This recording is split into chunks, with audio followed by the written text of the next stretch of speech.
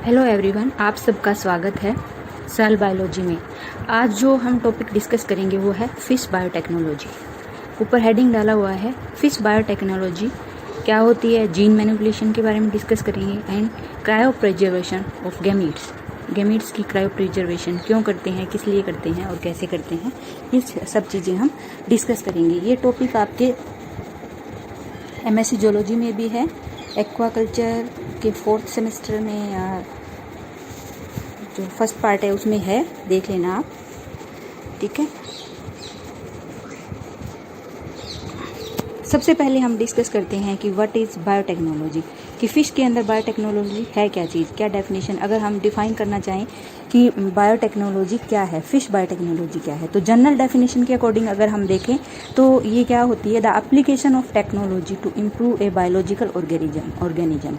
मतलब ये एक ऐसी टेक्नोलॉजी की एप्लीकेशन है, इसकी एक ऐसी एप्लीकेशन है इस टेक्नोलॉजी की, ये टेक्नोलॉजी की ऐसी एप्लीकेशन है जो हम किस लिए यूज़ करते हैं, to improve the biological organism, उस ऑर्गेनिज्म को इम्प्रूव करने के लिए। जैसे फ़िश में हमें फ़िश की मीट क्वालिटी इम्प्रूव करनी है, उसकी क्वांटिटी इम्प्रूव करनी है, या फिर मतलब कोई भी चीज़ उसके अंदर क्वालिटी या क्वांटिटी उसकी इम्प्रूव करनी है, तो हम बायोटेक्नोलॉजी का यूज़ करके हम फ़िश की क्वालिटी और क्वांटिटी को इम्प्रूव कर सकते हैं। अगर हम डिटेल्ड डेफिनेशन देखें तो ये क्या होगी, the application of the technology, तो टेक्नोलॉजी की जो एप्लीकेशन है वो हम यूज़ करते हैं to modify the biological function of an organism. एक ऑर्गेनिज्म के जो बायोलॉजिकल फंक्शन है, बायोलॉजिकल फंक्शन का मतलब तो समझते हो आप, इकोलॉजी पढ़ते हो, बायोलॉजिकल जो फंक्शन है ऑर्गेनिज्म के, बाय एडिंग जीन, मॉडिफाई कर देते हैं बायोलॉजिकल जो फंक्शन है ऑर्गेनिज्म का। कैसे? बाय एडिंग जीन, उसके अंदर एक्स्ट्रा जीन और ऐड करके, फ्रॉम अनदर ऑर्गेनिज्म, जिस ऑर्गेनिज्म के हम जीन ऐड करना चाहते हैं वो उसमें ऐड कर सकते हैं। जैसे सपोज करो कोई ऐसी फ़िश है जो कोल्ड एरिया में रह रही है और उसे हमें वार्म एरिया में, हिली एरिया में, वहाँ पर कोल्ड एरिया है वहाँ पर रह रही है, वहाँ से लेकर हम उसको डेजर्ट के एरिया में लाना चाहें तो हम कैसे कर सकते हैं ये, वो तो वहाँ पर सर्वाइव ही नहीं कर पाएगी। तो बायोटेक्नोलॉजी का यूज़ करके हम ये पॉसिबल हो सकता है कि उसके अंदर हम ऐसे जीन डाल दें, जो कोल्ड एरिया में जो फ़िश रह रही है उसके अंदर हम ऐसे जीन डाल दें, डेजर्ट एरिया वाली रहने वाली फ़िश के कोई जीन डाल दें जो उसको क्या है, वार्म एरिया में रहने की कंडीशन प्रोवाइड कर देंगे। तो ऐसे हम कर सकते हैं, इसका अपोजिट भी कर सकते हैं। तो ऐसे क्या है, डिफरेंट टाइप्स की टेक्निक होती है। बायोलॉजी की जो टेक्निक है उसको हम मॉडिफाई करके उसको यूज करके हम ऑर्गेनिज्म को मॉडिफाई कर सकते हैं। जिस भी ऑर्गेनिज्म के करैक्टर हमें उसमें डालने हैं वो उसमें हम डाल सकते हैं। तो ये था फिश बायोटेक्नोलॉजी। आगे चलते हैं, व्हाट इज़ बायोटेक्नोलॉजी। बायोटेक्नोलॉजी है क्या, तो use of scientific method with organism to produce new product and new form of organism. मतलब हम दोबारा से अभी भी डिस्कस कर रहे हैं इसके बारे में। यूज ऑफ साइंटिफिक मेथड मतलब बहुत सारे साइंटिफिकली प्रूव मेथड है, वो हम क्या है ऑर्गेनिज्म के साथ यूज करके हम क्या कर सकते हैं, टू प्रोड्यूस न्यू प्रोडक्ट्स, हम नए प्रोडक्ट बना सकते हैं उससे, और न्यू फॉर्म ऑफ ऑर्गेनिज्म, और ऑर्गेनिज्म की न्यू फॉर्म को हम डेवलप कर सकते हैं। ठीक है, बायोटेक्नोलॉजी का यूज़ करके। तो ये क्या है, एप्लीकेशन हो गई इसकी। Any technique that uses living organism or substances from those organism to make or modify a product. कोई भी ऐसी टेक्निक जिसका हम यूज़ करके इन living organism or substances from those organism to make or modify a product, और उसको क्या है मॉडिफाई करके प्रोडक्ट बना सकते हैं टू इम्प्रूव प्लांट और एनिमल। और इसके ये क्यों बनाया, क्यों किया हमने ऐसा, क्योंकि हम अगर चाहें कि प्लांट है कोई, उसकी स्पीसीज़ या प्लांट कोई वैरायटी है उसको हमें इम्प्रूव करना, या एनिमल की कोई वैरायटी है वो इम्प्रूव करनी है, तो एनिमल बायोटेक्नोलॉजी में एनिमल के अंदर यूज़ करते हैं, प्लांट बायोटेक्नोलॉजी में प्लांट में, और फिश बायोटेक्नोलॉजी में फिश के केस में हम यूज़ करते हैं। और to develop micro organism for specific usages, और हम क्या कर सकते हैं इसकी हेल्प से नए न्यू टाइप के माइक्रो ऑर्गेनिज्म को भी डेवलप कर सकते हैं फॉर ए स्पेसिफिक यूज, कोई पर्टिकुलर यूज के लिए। ठीक है, next, this definition imply biotechnology needed because biotechnology की ज़रूरत क्यों पड़ती है। अगर हमें पता है nature has a rich source of variation, nature के अंदर बहुत सारी वेरिएशन है, but we know nature does not have all of the trait we need. But हम जो ट्रेड हम चाहते हैं वो ट्रेड तो प्रेजेंट नहीं है, हम जो भी चाहते हैं वो चीज़ें वहाँ प्रेजेंट नहीं है, तो उसको हम मॉडिफाई करके अपनी मर्जी की जो चीज़ हम वहाँ पर नेचर में जो वेरिएशंस हैं उनको कलेक्ट करके हम अपनी पसंद की कोई चीज़ बायोटेक्नोलॉजी का यूज़ करके बना सकते हैं। ठीक है, need of biotechnology in fisheries. अब बायोटेक्नोलॉजी की नीड फिशरीज में क्यों है। Research use transgenic to introduce desire genetic trait into the fish. Researchers use transgenic to introduce desirable genetics trait into the fish, thereby creating hardier stock। मतलब क्या करते हैं researcher, transgenic को introduce कर देते हैं, डिज़ायरेबल ट्रांसजेनिक बनाने के लिए एनिमल को उसके अंदर क्या है न्यू जीन ट्रांसफ़र कर देते हैं और उसके अंदर जो वो चाहते हैं वैसे डिज़ायरेबल जेनेटिक कैरेक्टर उनको मिल जाते हैं। तो वो फ़िश के अंदर भी ऐसा इसलिए करते हैं कि फ़िश को जो उनको डिज़ायरेबल उसके अंदर जो उन्हें जो इम्प्रूवमेंट करना है वो इसकी हेल्प से कर सकते हैं, देयर बाई क्रिएटिंग हार्डियर स्टॉक। और इससे क्या वो हार्ड स्टॉक क्रिएट कर सकते हैं, ऐसा जो बहुत टाइम तक सर्वाइव करके उसकी क्वालिटी को इम्प्रूव कर सकते हैं, उसकी क्वांटिटी को इम्प्रूव कर सकते हैं। ठीक है, biotechnology is applied to research new feed. Biotechnology का हम ये भी यूज़ कर सकते हैं कि कोई न्यू वैरायटी की हम फीड सोर्स की डिस्कवरी कर सकते हैं और उसको फिर से इम्प्रूव कर सकते हैं, and to improve the composition of the feed. और फीड की क्या है कंपोजिशन को भी हम इम्प्रूव कर सकते हैं और कोई न्यू फीड की मतलब जो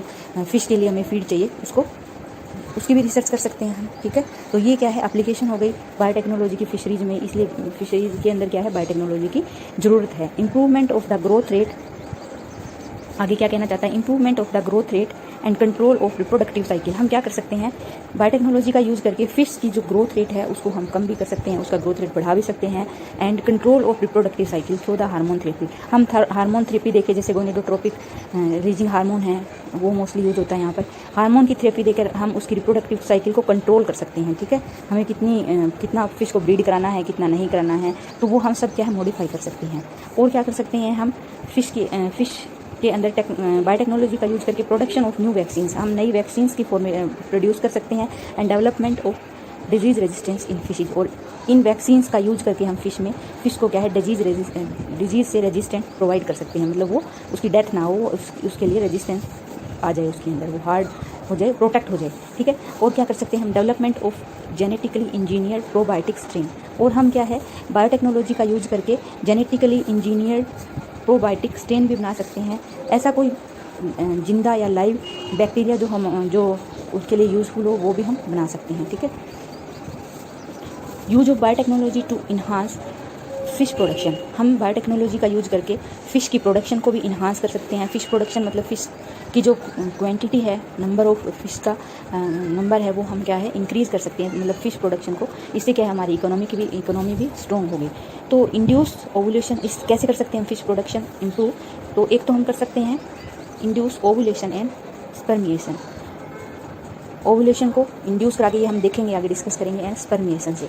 ठीक है, उसके बाद में क्या है क्रोमोसोमल मैनिपुलेशन कर सकते हैं हम फ़िश के अंदर डिफरेंट टाइप के उसके क्रोमोजोम है उसको कम करके ज़्यादा करके भी उनको मैनिपुलेट करके भी हम क्या फ़िश की प्रोडक्शन को बढ़ा सकते हैं। कंट्रोल्ड सेक्स डिफ्रेंशिएशन, कंट्रोल करके सेक्स डिफ्रेंशिएशन को कंट्रोल करके सारे हम चाहें तो सारे मेल बना सकते हैं, सारे फीमेल बना सकते हैं, ऐसे हम मोनोसेक्स कल्चर भी कर सकते हैं इस टेक्नोलॉजी का यूज़ करके फ़िश में। ठीक है, endocrine regulation of fish growth, fish की ग्रोथ को हम रेगुलेट कर सकते हैं एंडोक्राइन हार्मोन की हेल्प से, एंड एडमिनिस्ट्रेशंस। ठीक है, न्यूट्रिशन को इम्प्रूव कर सकते हैं हम फ़िश के अंदर जो खाने के लिए जो कार्बोहाइड्रेट होता है, ओमेगा 3 फैटी एसिड प्रेजेंट होता है फ़िश के अंदर, तो उनकी क्या है क्वालिटी को इम्प्रूव कर सकते हैं हम।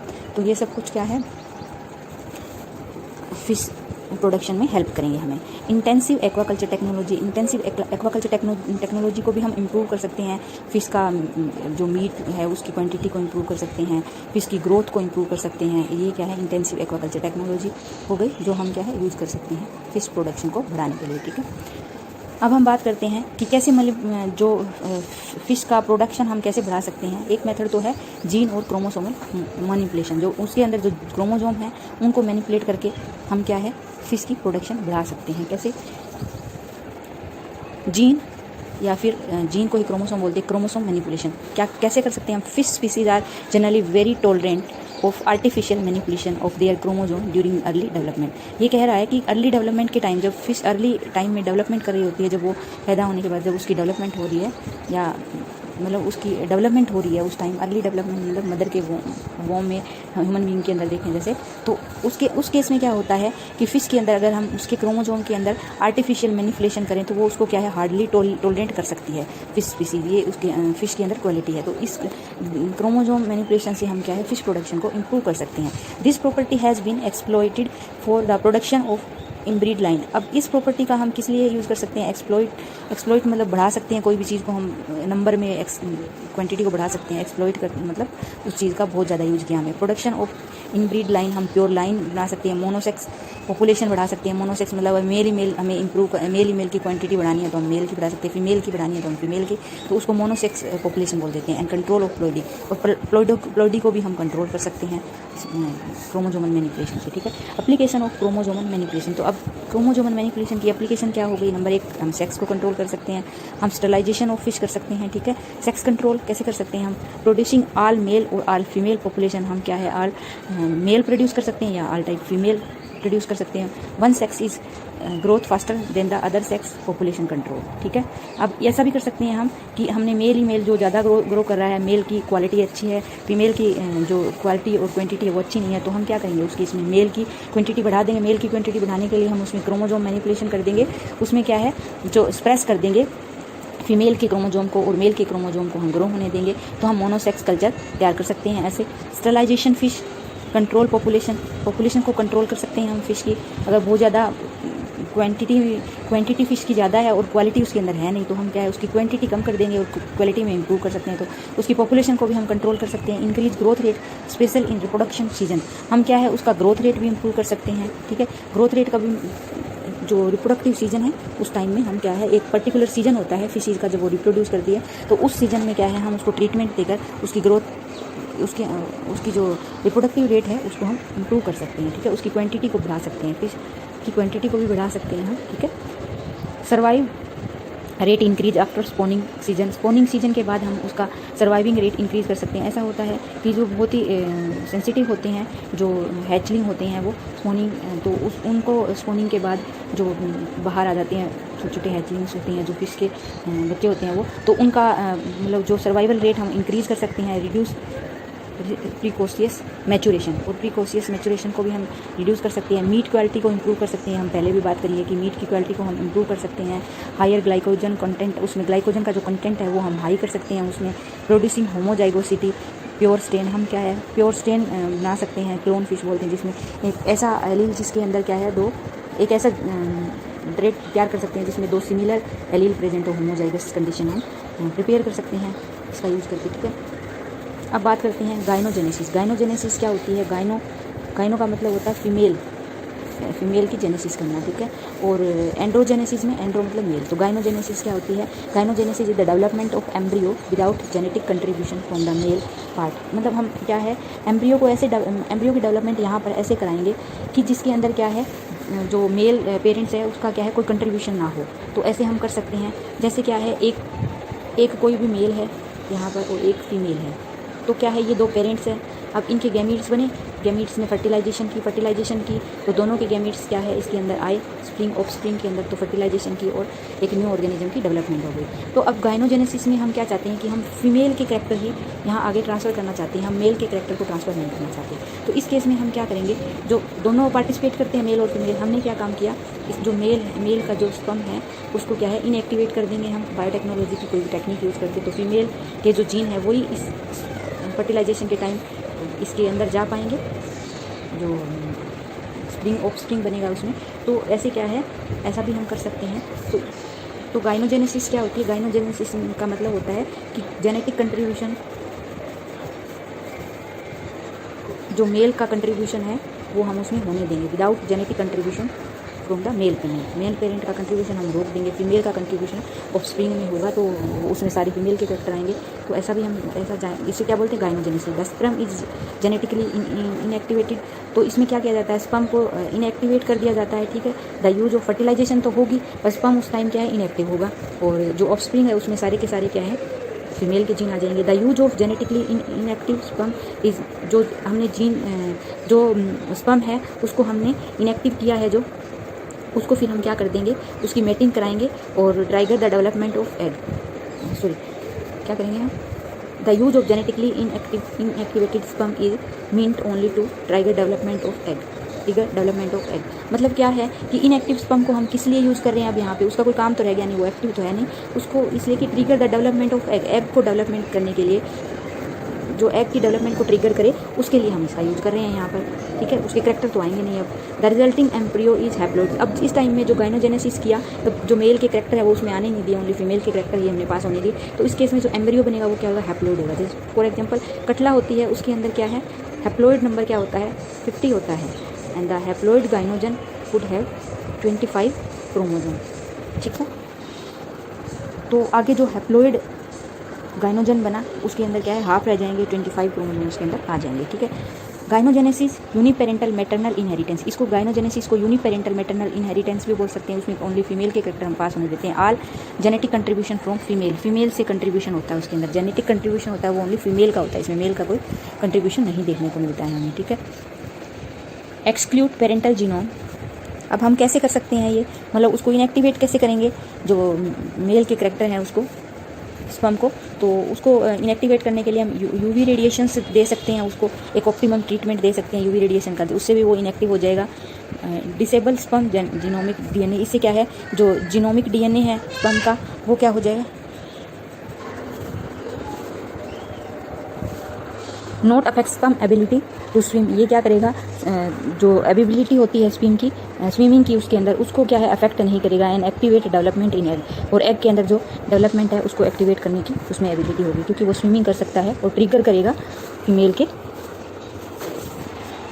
जीन को फर्टिलाइजेशन करने के लिए। मेथड ऑफ स्पर्म इनएक्टिवेशन, अब स्पर्म को इनएक्टिवेशन करने के मेथड भी डिफरेंट टाइप के और भी हो सकते हैं। स्पर्म इरिडिएटेड कर सकते हैं हम, कोई भी मतलब यूवी रे से कर सकते हैं, गामा रे इरिडिएशन कर सकते हैं, एक्स रे से इनएक्टिवेट कर सकते हैं। स्पर्म ऑफ अनरिलेटेड स्पीसीज, कोई अनरिलेटेड स्पीसीज का स्पर्म उसके अंदर डाल सकते हैं। Sperm inactivation by chemical, like हम केमिकल का यूज़ भी करते हैं स्पर्म को इनएक्टिवेट करने के लिए, DMSO जिसको बोलते हैं डाई मिथाइल सल्फोक्साइड, ठीक है, इस केमिकल का हम यूज करते हैं।